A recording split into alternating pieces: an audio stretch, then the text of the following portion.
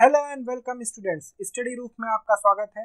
और हम लोग डिस्कस कर रहे थे आरआरबी एनटीपीसी के प्रीवियस ईयर्स के क्वेश्चंस के सेट के बारे में। और हमने अपने पिछले वीडियोस में डिस्कस किए हैं 30 मार्च, 31 मार्च, 2 अप्रैल, 4 अप्रैल के शिफ्ट को हम डिस्कस कर चुके हैं। और आज हम लोग जिस शिफ्ट को डिस्कस करने वाले हैं वो 5 अप्रैल 2016 की शिफ्ट 1 में पूछा गया था। और हम लोग यहाँ पर देखेंगे कि किस प्रकार के क्वेश्चन आरआरबी में पूछे जा रहे हैं और मॉडल क्वेश्चंस क्या हैं जिनसे और सवाल आगे आने वाले आरआरबी एनटीपीसी में पूछे जा सकते हैं। उन सब के बारे में विस्तृत रूप से एकदम डिटेल में चर्चा करेंगे और जानेंगे उन सब से जुड़े हुए क्वेश्चंस जो आरआरबी एनटीपीसी एवं चल रहे एसएससी सीएचएसएल के एग्जाम्स में पूछे जा सकते हैं। तो स्टार्ट करते हैं। हमारा अगला क्वेश्चन है, ताशकंद समझौते के भारत पाकिस्तान युद्ध के बाद हुआ था। कौन से युद्ध के बाद ताशकंद समझौता हुआ था, ये पूछ रहा है। देखिए, एक चीज मैं आपसे कहना चाहूंगा कि ये जो युद्ध वाले जो क्वेश्चन है ये बहुत पूछे जा चुके हैं। इससे पहले अभी एक कारगिल युद्ध के बाद हुए समझौते के बारे में क्वेश्चन पूछा गया था, जो मैंने अपने पिछले वीडियो में डिस्कस किया है। तो आपको ये सारे, आप अगर वीडियोस मेरे देखते हैं तो आपको ये एक एक कहीं ना कहीं डिस्कस मिल जाएंगे और सारे आपके रिवाइज हो जाएंगे। तो देखिए, अगर ताशकंद समझौते की हम बात करें तो देखिए एक्चुअली हुआ क्या था कि जो 1965 का युद्ध था, 65 का युद्ध था, उसके बाद ये ताशकंद समझौता साइन किया गया था। ठीक है, तो देखिए एक्चुअली इसमें एक बहुत मेमोरेबल इंसिडेंट जुड़ा हुआ है कि जो हमारे प्रधानमंत्री थे वो हस्ताक्षर साइन करने ताशकंद गए थे और वहां पर हस्ताक्षर करने के बाद उनकी मिस्टीरियसली मौत हो जाती है, जिसका पता आज तक नहीं चल पाया है। ठीक है, तो उनका नाम था लाल बहादुर शास्त्री जी। और साइन करने के बाद इनकी ताशकंद में असमय मृत्यु हो जाती है। तो अगर यहाँ पर देखा जाए कि ताशकंद समझौता किस युद्ध के बाद किया गया था, तो देखिए 1965 के युद्ध के बाद किया गया था। तो यहाँ पर जो ऑप्शन हमारा सही हो जाएगा वो हो जाएगा ए, विच इज बी। तो ए ऑप्शन हमारा सही हो जाएगा। चलिए अगले क्वेश्चन की ओर बढ़ते हैं। और हमारा अगला क्वेश्चन है, हमारे अगले क्वेश्चन में आईसीटी के बारे में पूछा गया है। देखिए, आरआरबी एनटीपीसी अपने पैटर्न में ये फुल फॉर्म वाले क्वेश्चंस कुछ ना कुछ जरूर पूछता है। जैसे मैंने आपको अपने पिछले वीडियो में बताया था, रैम का, रोम का, यूपीएस का, ऐसे बहुत सारे फुल फॉर्म्स मैंने आपको बताए हैं जो संभावित एसएससी सीएचएसएल या आरआरबी में पूछे जा सकते हैं। वो सब मैंने डिस्कस किए हैं। यहाँ पर एक्चुअली जो पूछा गया है वो आईसीटी, इसका फुल फॉर्म पूछा गया है कि भाई आखिर आईसीटी का फुल फॉर्म है क्या। तो देखिए, अगर आईसीटी की हम लोग बात करें तो आईसीटी है क्या, ये एक्चुअली इसका फुल फॉर्म है information and communication technology. Information and communication technology. और इसको ही दूसरे नाम से आईटी या इंफॉर्मेशन टेक्नोलॉजी के रूप में भी हम कह देते हैं। ठीक है, आईसीटी तो विस्तृत रूप है, इंफॉर्मेशन एंड कम्युनिकेशन टेक्नोलॉजी इसको हम आईटी के रूप में भी कह देते हैं। तो जो हमारा सही ऑप्शन है वो क्या हो जाएगा, D, information and communication technology. तो चलिए अगले क्वेश्चन की ओर चलते हैं। और ये हमारा क्वेश्चन है,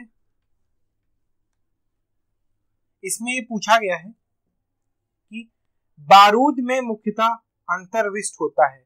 एक्चुअली ये बारूद में इंग्रेडिएंट्स कौन कौन से होते हैं इसके बारे में पूछ रहा है। तो देखिए, अगर हम गन पाउडर की बात करें,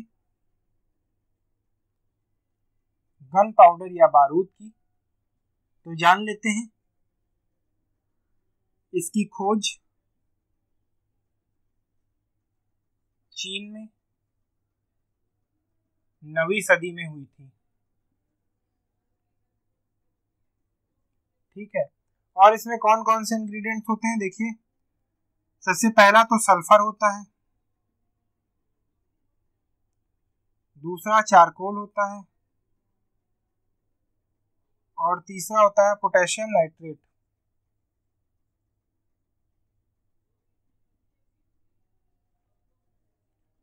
इनके मिक्सचर से मिलकर बारूद, जो हमें देखते हैं कि बंदूक की गोली में या बारूद या विस्फोटक बनाने में जो काम आता है, उसमें मुख्यतः ये 3 इंग्रेडिएंट्स होते हैं। तो अच्छा, इसको ब्लैक पाउडर के नाम से भी जाना जाता है। इसको ब्लैक पाउडर के नाम से भी जाना जाता है। और देखिए पोटेशियम नाइट्रेट हमारा बी ऑप्शन है, जो कि है बी। तो इस हिसाब से हमारा सही विकल्प बी हो जाएगा। चलिए अगले क्वेश्चन की ओर बढ़ते हैं और देखते हैं कि हमारा अगला क्वेश्चन क्या है। इसमें ये पूछा गया है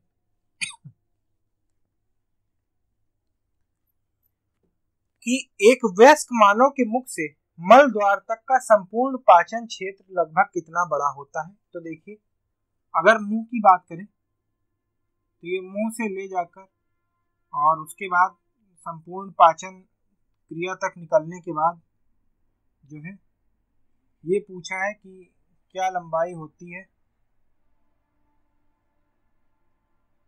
ठीक है, ये पूछा है इसकी टोटल लेंथ कितनी होती है। एक्चुअली क्वेश्चन ये पूछा गया है। ठीक है, तो देखिए अगर हम वयस्क की बात करें एक एडल्ट की तो एक एडल्ट में लगभग 30 फीट कुल लंबाई होती है पाचन तंत्र की। मानव मुख से लेकर, ये मुख है, मानव मुख से लेकर मलद्वार या एनम तक। ठीक है, तो 30 फीट होती है, जो कि हो जाएगा लगभग 9 मीटर के करीब। तो यहां पर हमारा सही विकल्प कौन सा हो जाएगा, ए, जो कि है डी। ठीक है, चलिए अगले क्वेश्चन की ओर बढ़ते हैं और देखते हैं। हमारा अगला क्वेश्चन है स्टेनलेस स्टील। इसमें stainless steel is basically alloy किसका एक है। देखिए स्टेनलेस स्टील के बारे में पूछा गया है, तो स्टेनलेस स्टील के बारे में जान लेते हैं।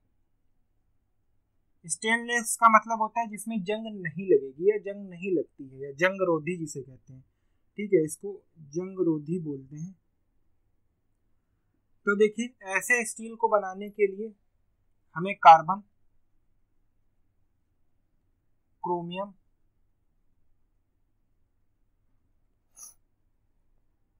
एल्यूमिनियम, इनका सबका मिक्सचर करना पड़ता है आयरन के साथ। इनका मिक्सचर करना पड़ता है आयरन के साथ।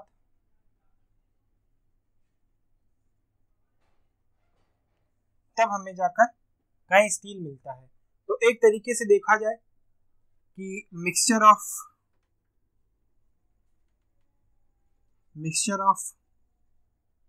जो मेटल्स होते हैं उनको अलॉय कहा जाता है। तो यहाँ पर मिश्र धातु के लिए विकल्प है डी, तो हमारा सही आंसर हो जाएगा सी, विच इज डी। ठीक है, मिश्र धातु हो जाएगा सही विकल्प। चलिए अगले क्वेश्चन की ओर बढ़ते हैं और देखते हैं। अगला क्वेश्चन बहुत आसान है हमारा, और वो ये है, एक्चुअली इसमें पूछा गया है बांग्लादेश की सीमा किससे मिलती है। मैंने भारत एवं उसके पड़ोसी देश एवं देशों के साथ बनने वाली थल सीमा एवं जल सीमा के बारे में विस्तार पूर्वक चर्चा की है अपने भूगोल यानी ज्योग्राफी वाले लेक्चर में। अगर आपने उसको नहीं देखा है तो आप प्लेलिस्ट में जाकर उसको देख सकते हैं, आपको वहां पर मिल जाएगा। ये क्वेश्चन डायरेक्टली वहां से पूछा गया है। ठीक है, आपको उस सीरीज में, ज्योग्राफी की सीरीज में सिर्फ वही क्वेश्चन बताए जा रहे हैं जो बेसिकली टारगेटेड है CHSL और RRB के लिए। तो देखिए ऐसे क्वेश्चन पूछे जा रहे हैं जैसे प्रीवियस ईयर का क्वेश्चन है, ये आपको मेरे ज्योग्राफी वाले जो लेक्चर मैंने बताया उसमें आपको आसानी से मिल जाएगा। ऐसे बहुत सारे ज्योग्राफी के क्वेश्चन हैं जो सीधे वहीं से पूछे जा रहे हैं जो मैंने आपको पढ़ाया है। तो चलिए सॉल्व करते हैं। बांग्लादेश की सीमा किससे मिलती है, ये पूछा गया है। बांग्लादेश की सीमा किससे मिलती है, तो देखिए मैंने आपको बताया था कि ये है हमारा भारत और ये क्षेत्र है बांग्लादेश का। ये बांग्लादेश है, ये भारत है, और देखिए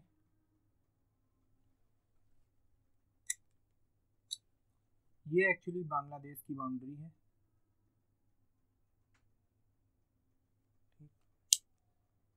और ये है म्यांमार। ठीक, तो देखिए बांग्लादेश की सीमा की अगर हम बात करें तो आपको दिख रहा होगा कि भारत और म्यांमार दोनों के साथ सीमाएं बनाता है, तो इसका सही विकल्प हो जाएगा इंडिया एंड म्यांमार,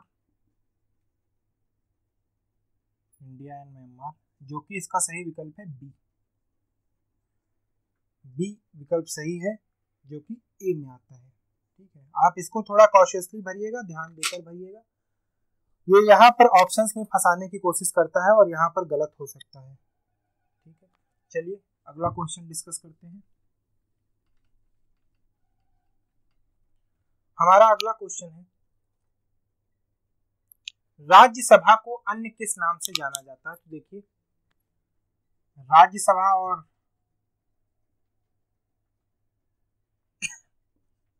लोकसभा ये पार्लियामेंट का हिस्सा है, संसद का हिस्सा है, जिसमें राज्यसभा को उच्च सदन या अपर हाउस और लोकसभा को निम्न सदन या लोअर हाउस कहा जाता है। देखिए लोकसभा को पीपल्स हाउस भी कहा जाता है और उच्च सदन को हाउस ऑफ कॉमन्स भी कहा जाता है, तो ये नाम आप याद रखिएगा। तो यहाँ से अगर राज्यसभा की बात की जाए तो राज्यसभा को उच्च सदन कहा जाता है। ठीक है, यानी ए ऑप्शन हमारा सही हो जाएगा, विच इज सी। चलिए अगले क्वेश्चन की ओर बढ़ते हैं और देखते हैं अपना अगला क्वेश्चन। स्मारकों का समूह, स्मारकों का समूह खजुराहो कहाँ स्थित है? खजुराहो के बारे में पूछा गया है कि कहाँ स्थित है। देखिए ये भारतीय वास्तुकला की दृष्टि से बहुत महत्वपूर्ण स्थान है। खजुराहो के बारे में पूछा गया है।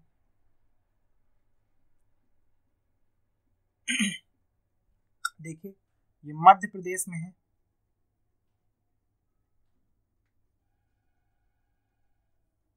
और ये है क्या? ये हिंदू प्लस जैन टेम्पल है। हिंदू प्लस जैन टेम्पल की संरचना है। और इनकी थीम क्या है? देखिए इनकी थीम है spirituality, emotion, lust, desire etcetera. ये इनकी थीम है, जिस थीम पर ये मंदिर और मंदिर की मूर्तियों को उकेरा गया है। ठीक है, ऐसा कहा जाता है कि इसको बनाने की शैली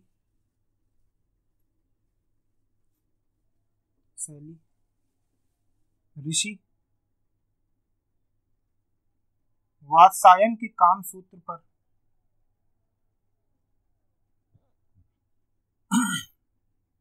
के काम सूत्र से ली गई है। एक चीज और देख लीजिए, चंदेल वंश के शासकों ने इसको बनवाया था।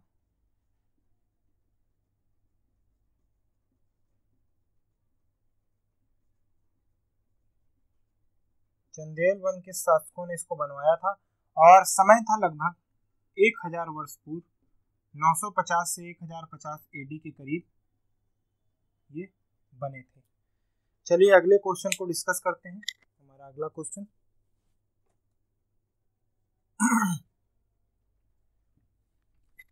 ये बहुत अच्छा टेक्नोलॉजी से क्वेश्चन आया था, जो हाल ही की टेक्नोलॉजी के बारे में पूछा गया था। इसमें पूछा ये गया है कि जो प्रोजेक्ट लून, विकसित प्रोजेक्ट लून एक सर्च इंजन प्रोजेक्ट है जिसका उद्देश्य ऊंचे स्थान पर स्थित हीलियम से भरे गुब्बारों के प्रयोग से ग्रामीण और दूरवर्ती क्षेत्रों में इंटरनेट एक्सेस की सुविधा प्रदान करना है। तो देखिए अगर हम प्रोजेक्ट लून की बात करें, प्रोजेक्ट लून की, तो ये बालून से लिया गया है, यानी गैस के गुब्बारों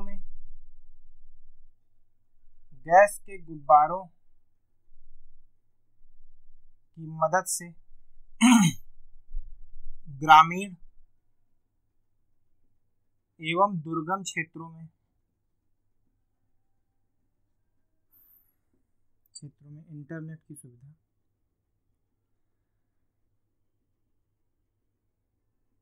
ठीक है, तो देखिए इसको गूगल के साथ मिलकर शुरू किया गया था।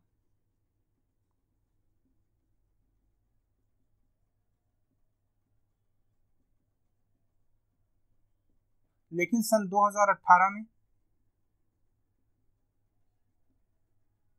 यह गूगल से अलग हो चुका है।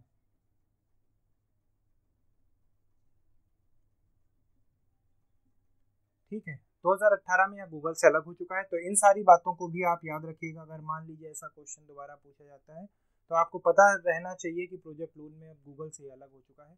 चलिए अगले क्वेश्चन को डिस्कस करते हैं। हमारा लास्ट क्वेश्चन है आज की सीरीज का, और ये देखिए कैपिटल से क्वेश्चन बहुत पूछे जा रहे हैं। अभी हाल ही में एक गुजरात का कैपिटल पूछा था, उसके बाद जम्मू कश्मीर का कैपिटल पूछा है, और फिर उत्तराखंड का कैपिटल पूछा है। 3-4 क्वेश्चन मैंने इससे पहले पिछले वीडियोस में डिस्कस किए हैं। तो आप एक काम कीजिएगा, सबसे पहले इंडिया के जितने भी स्टेट्स हैं उनकी कैपिटल आपको याद होनी चाहिए। ठीक है, अगर नहीं होगा तो मैं एक वीडियो बनाकर सारी चीजें बता दूंगा, कैपिटल एवं इम्पोर्टेंट सिटीज, कौन सी सिटी इंपॉर्टेंट कहाँ पर है और कौन से नेशनल पार्क कहाँ पर हैं। तो ये इसके लिए एक अलग से मैं वीडियो बनाकर डाल दूंगा। देखिए इसमें जो क्वेश्चन है हमारा वो है नागालैंड की राजधानी क्या है। नागालैंड की कैपिटल पूछा है। अगर नागालैंड की कैपिटल की बात करें तो वो है कोहिमा। और जो दीमापुर इसमें लिखा हुआ है, दीमापुर, ये एक्चुअल में सबसे बड़ा शहर है नागालैंड का। तो यहां से हमारा सही आंसर कौन सा हो जाएगा, बी। डी ऑप्शन हो जाएगा, विच इज बी। तो आज की सीरीज में इतने ही क्वेश्चन। आगे हम लोग इस सीरीज को और डिस्कस करेंगे अपने आने वाले वीडियोस में। अगर आपने अभी तक हमारे चैनल को सब्सक्राइब नहीं किया है तो सब्सक्राइब करें हमारे चैनल को और जुड़े स्टडी रूफ फैमिली से, और शेयर करें अपने दोस्तों के साथ ताकि ज़्यादा लोगों के साथ ये बेनिफिट पहुंच सके। And thank you for watching.